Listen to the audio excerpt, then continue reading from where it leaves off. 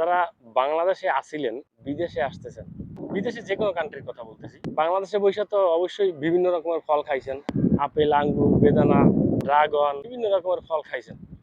এইসব ফল কিন্তু বিদেশেও আছে। বিশেষ করে সৌদি আরবে একটা আলাদা ফল আছে। ওই ফলটার লোভে যদি কেউ পড়ে তাহলে তার জীবন ধন্য হবে না ধ্বংস হবে সে নিজেও জানে না। ফলটা এত সুস্বাদু খাইতে, একবার খাইলে বারবার খাইতে মন চাইবে।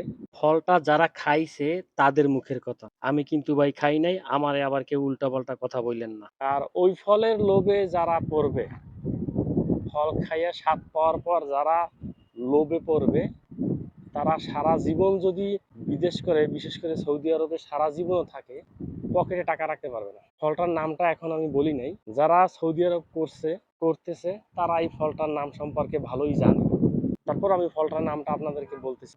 এই ফলটাকে সৌদি আরবে খাদ্দামা ফল বলে থাকে। এই খাদ্দামা ফল এমন এক ভয়ঙ্কর ফল, এই ফলের স্বাদ যদি কেউ পায় আর স্বাদ পাওয়ার পর যদি লোভে পড়া যায়, এই সৌদি আরবে আইসে আপনি যত টাকাই কামান না কেন পকেটে 1 টাকাও রাখতে পারবেন না। ফল খান, খাদ্দামা ফলের স্বাদ পাইয়া এই ফলের লোভে পড়েন না, জীবনটা ধ্বংস হয়ে যাবে।